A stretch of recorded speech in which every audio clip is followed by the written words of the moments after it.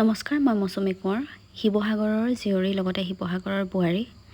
আৰু মোৰ মাৰ ঘৰখন আৰু মোৰ মানুহজনৰ ঘৰখন প্ৰায় ওচৰতে, আৰু দুইখন ঘৰতেই আমাৰ এনেকৈ বানপানী সোমাইছিলে আজি 10-15 দিনৰ আগত। তাৰে কিছু দৃশ্যাংশ মই আপোনালোকৰ আগত দেখাইছোঁ, আৰু বানপানী ওলাই যোৱাৰ পাছত ঘৰখনৰ পৰিৱেশ কেনেকুৱা কি হৈছে তাৰো দৃশ্য মই দেখাইছোঁ। আমি যিহেতু বানপীড়িত হয়, গতিকে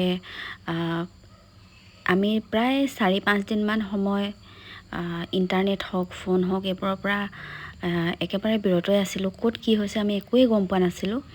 আৰু মই আগতে এটা ভিডিঅ' আপলোড কৰিছিলোঁ ইউটিউবতে, শ্বৰ্টছ এটাত, আৰু তাত প্ৰায় কিছুমান নিগেটিভ সংখ্যক মই কমেণ্ট দেখিব পাইছোঁ, যিটোৱে মোক মনটোত এই বানপানীতকৈ বেছি আঘাত দিছে।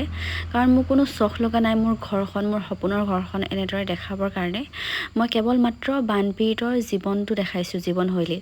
বাৰু যি কি নহওক, আমিখিনি ইমানখিনি নষ্ট হৈ যোৱাৰ পাছতো ভালে আছোঁ বুলিয়ে কৈছোঁ, কাৰণ থাকিবলৈ অন্ততঃ ছাদ এখন আছে।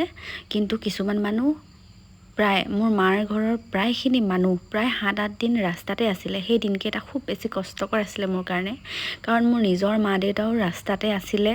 মোৰ ভাইটি, মোৰ দেউতা এদিন ৰাস্তাতে থাকিব লগা হৈছিলে। আজি আমাৰ ঘৰ দুইখন বহুত ওচৰত, তথাপিও মই মাহঁতক আমাৰ ঠাইখনলৈ আনিবলৈ সক্ষমেই হোৱা নাছিলোঁ, কাৰণ ইমান বেছি পানীৰ সোঁত আছিলে।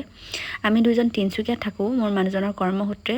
তথাপিও বানপানী হোৱাৰ দিনাখনে আমি শুনি থাকিব নোৱাৰি মা দেউতাহঁতলৈ মনত পৰি আমি তেনেকৈ বাইক লৈ ইমান দূৰ গুচি আহিছিলোঁ। আৰু আহি প্ৰায়খিনি ঠাই আমি বহুতখিনি ৰাস্তা আমি প্ৰায় খোজকাঢ়ি আমি ঘৰখনলৈ আহিছিলোঁ। হাতত মাত্ৰ জেওৰা খুঁটি এটা লৈ, ইমান বেছি পানীৰ সোঁত আছিলে। জীৱনত মই এনেকুৱা মইতো বাদেই মোৰ পৰিয়ালেও দেখা নাই।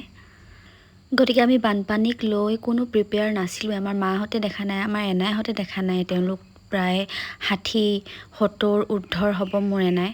গতিকে কেনেকৈনো গম পাম যে এনেকুৱা এটা প্ৰাকৃতিক দুৰ্যোগ আমাৰ মাজত আহি পৰিব। আৰু যি কি নহওক, বৰ্তমান পানী শুকাইছে, আৰু কিছুমান ঠাইত এতিয়াও পানী আছে, আৰু সেইখিনিক বহুতে সহায় কৰি আছে। তাৰ কাৰণে বহুত বেছি ধন্যবাদ আপোনালোকক।